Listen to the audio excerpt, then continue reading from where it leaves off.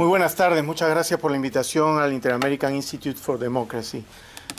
En primer lugar, voy a medir mi tiempo aquí para no pasarme del tiempo reglamentario, y quiero simplemente discrepar con el keynote speaker, quien hizo dos referencias que a mí me corresponden precisar y corregir porque pertenezco al partido al cual él hizo mención, ¿no? Mencionó primero, en primer lugar, al presidente Alan García, quien se suicidó no porque era culpable o lo iban a meter preso, se suicidó porque estaban utilizando el Ministerio Público como un instrumento de manipulación política y de venganza política, para no ser víctima de una persecución política que lo iban a meter a la cárcel sin que hubieran pruebas concretas de culpabilidad.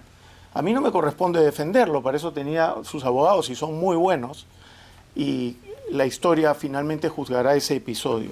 La segunda cosa que quiero corregirle al señor Chamis es que el APRA, que fue partido de gobierno, no murió con Alan García. El partido aprista está muy vivo, está tan vivo que se está volviendo a reinscribir en el sistema electoral peruano después de que los que detentan el poder crearon un sistema para eliminar a los partidos políticos fuertes como el APRA de la presencia política nacional. Y eso es parte de la crisis que se vive en el Perú.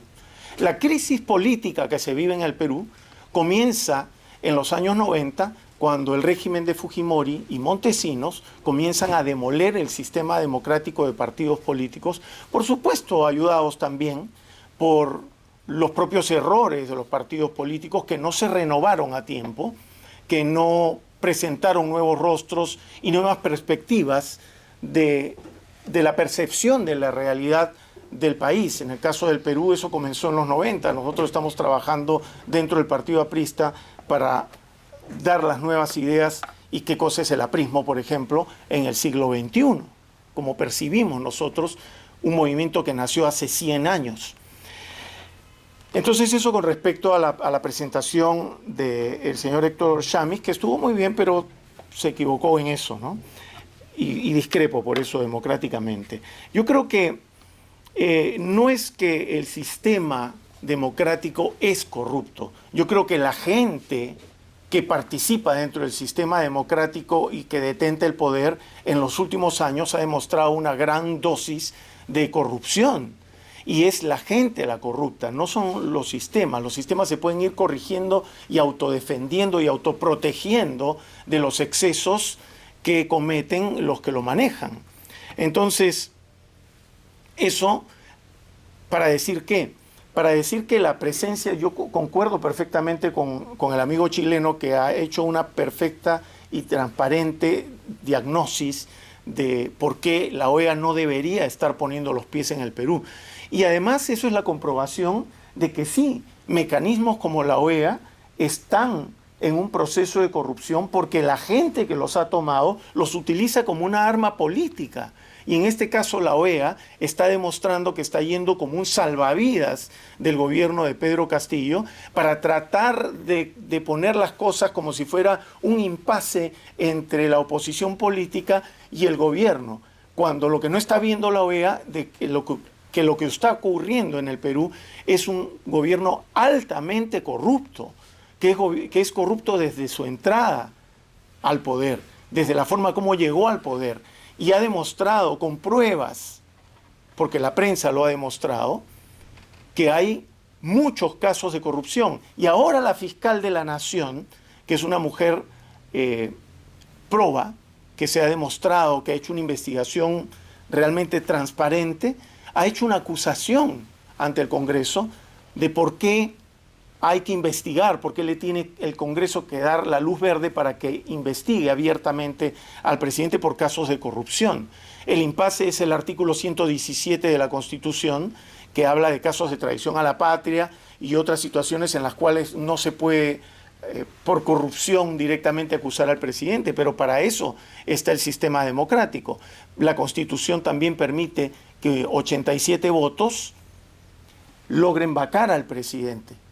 Pero dentro del sistema democrático también hay otros elementos que no se están tomando en cuenta todavía, que es la presencia de la gente en las calles.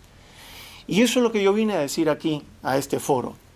Más allá de lo que ya se ha hecho con pertinencia respecto a la OEA, lo ha dicho Lourdes Flores y lo ha dicho también el expositor Israel, que lo que ocurre en el Perú es que hay un impasse de que dentro del propio sistema democrático no se puede vacar a un presidente probadamente corrupto. La fiscal de la Nación está poniendo pruebas, hay pruebas suficientes, lo ha dicho, para que este señor sea juzgado.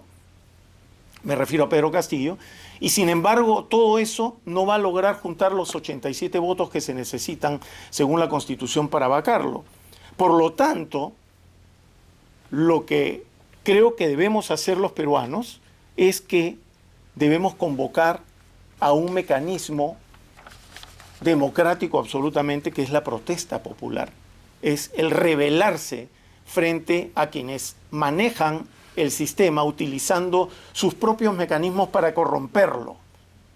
O sea, no es que el sistema es corrupto, es que las personas que toman el poder utilizan los mecanismos de la democracia y lo corrompen el sistema, pero porque ellos actúan de manera corrupta. Y entonces lo que tenemos que hacer en el Perú es un paro nacional indefinido, con el cual vamos a asfixiar al gobierno de Pedro Castillo y lo vamos a obligar a dimitir. Esa es la forma como vamos a lograr sacar a este régimen corrupto, aliado a Sendero Luminoso y aliado también al narcotráfico, del poder, porque ellos están destruyendo el Perú. Y esto es un proceso que no ha comenzado recién. Este es un proceso que comienza desde Ollanta Humala, cuando entra esta falsa izquierda. El propio Lenin los llamaba la izquierda infantil, ¿no?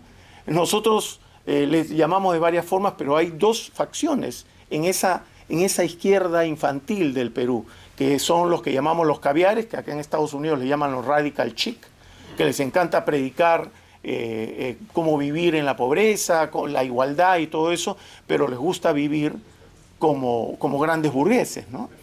Y por otro lado está esa izquierda aliada al narcotráfico y a Sendero Luminoso, que es la que está en Palacio de Gobierno, compartiendo el manejo del poder con esa izquierda caviar que nosotros criticamos. Desde Ollanta Humala, ellos han venido destruyendo la economía del Perú, porque solo lo único que se puede ver en la economía del Perú, pese a todos los esfuerzos por mantener la estabilidad, que la economía peruana ha venido cayendo, cayendo y cayendo. Y gracias al manejo del Banco Central de Reserva, que se maneja de forma independiente, no hemos caído más, pero el día de hoy ya el dólar llegó a 4 soles. Y la fuga de capitales en el Perú ha llegado a 26.000 millones de dólares desde que llegó Pedro Castillo al poder. Por lo tanto, la economía peruana está siendo altamente afectada y altamente asfixiada en su productividad. Y lo digo también como empresario, porque yo he ido a invertir dinero en Perú. Pero es tan difícil hacer empresa en Perú con una inestabilidad política que afecta directamente a la economía, que esa es la situación que vivimos. Por lo tanto, la presencia de la OEA es absolutamente política. Están yendo a ver cómo lanzan un salvavidas al gobierno de Pedro Castillo. No están teniendo en cuenta que las acusaciones que hay contra ese gobierno es de corrupción, de robo. No están tomando en cuenta que ese gobierno es aliado de Sendero Luminoso, que ese gobierno es aliado del narcotráfico en el Braem y también del narcotráfico productor de látex de amapola en Cajamarca, principalmente en la ciudad de donde es el presidente, en Chota, que es el centro de distribución del látex de amapola, y el Perú se convirtió en el primer productor de látex de amapola en América Latina.